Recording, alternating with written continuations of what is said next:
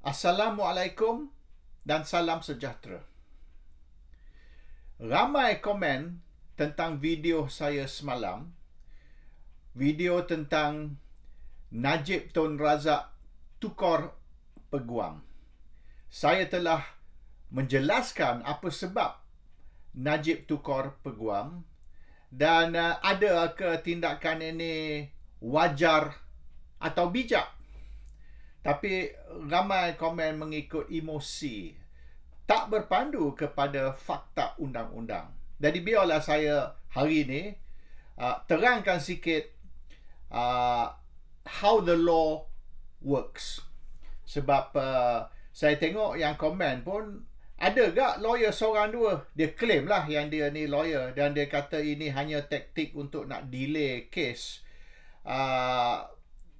tanpa mengambil kira ada ke ini hak Najib atau bukan hak Najib. Sekiranya ini tindakan untuk delay kes, maka mahkamah ataupun hakim berhak untuk menolak. Kalau ikut undang-undang, kalau betul benda ni salah, they can just reject. So anyway, the law is clear. Yang dituduh tidak perlu membuktikan yang dia tidak bersalah.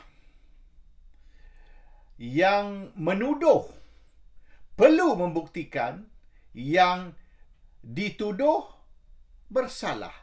Bermaknanya the accused does not need to prove innocence. The accuser needs to prove guilt. Jadi tanggungjawab ni terletak kepada pendakwa ataupun yang menuduh untuk membuktikan yang Najib bersalah. Najib tak perlu buktikan yang dia tidak bersalah. Seluruh dunia, that's how the law works. Now, sekiranya timbul ragu-ragu, if there is any doubt, the benefit of the doubt must be given to the accused. Bermaknanya, kalau timbul ragu-ragu, betul ke, tak betul ke dia ni bersalah? Maka kalau timbul ragu-ragu, hakim ataupun mahkamah perlu menurunkan hukuman tidak bersalah. Because dia ada ragu-ragu, there's a doubt, not sure, bersalah atau tak bersalah. Maka kalau not sure, Najib perlu didapati tidak bersalah. Bukan tidak bersalah ni bukan kerana dia tidak bersalah. Tidak bersalah kerana ada ragu-ragu dan tidak ada bukti yang nyata. Maybe he did, maybe he didn't. Mungkin dia buat, mungkin dia tak. Bila timbul mungkin, maka kena dianggap tidak bersalah. That's how the law works, okay? First year law student, student undang-undang tahun pertama tahu ini cara undang-undang. Tapi yang ramai komen tu saya ingat sekolah menengah je kot, university pun tak pergi. Jadi dia orang ni ikut perasaan, ikut emosi saja mereka ni memberi pandangan atau membuat komen. Dan komen tu semua out of context, semua tak tepat. Dan hujah mereka tak boleh pakai. Kalau dalam mahkamah memang ditolak. Now, yang penting kan ya, seorang yang dituduh diberi keluasan ataupun kebebasan 100% untuk menimbulkan ragu-ragu. It's not your job to prove you're innocent. Bukan kerja awak untuk nak membuktikan awak tidak bersalah. Tapi awak berhak untuk menimbulkan ragu-ragu. Dan banyak kes, baru ni pun di England, di minggu lepas, banyak kes di England, di Amerika misalan, di mana mahkamah di England dan Amerika dianggap sebagai mature, matang. Tapi selepas 20 tahun, 30 tahun di penjara, mahkamah kemudian membebaskan yang di penjara dengan keputusan tidak bersalah. Fikir, 20 tahun, 30 tahun duduk di dalam penjara. Selepas 2-30 tahun, mahkamah kata tidak bersalah. Selepas 20 tahun atau 30 tahun dulu kata bersalah. Sebab apa? Sebab 20 tahun kemudian atau 30 tahun kemudian, mereka mendapati bahawasanya ada bukti yang disorok dari mahkamah. Evidence was hidden from the court, not revealed in court. Jadi kemudian, apabila didapati yang ada bukti yang boleh membebaskan yang tertuduh, tapi bukti itu disorok oleh pegawai polis ataupun dengan tidak sengaja, tidak didedah di mahkamah, tapi banyak kes ni memang polis sengaja tidak dedah bukti tersebut, maka mahkamah buat keputusan bersalah. Tapi kemudian bila timbul yang cerita yang sebenarnya bukti ada yang boleh membantu membuktikan yang tertuduh tu tidak bersalah, bila dibawa ke mahkamah, mahkamah reverse the decision. Mahkamah tolak keputusan awal dan menurunkan keputusan tidak bersalah. Tapi duka cita dia dah 20 tahun, 30 tahun duduk dalam penjara, tak pasal.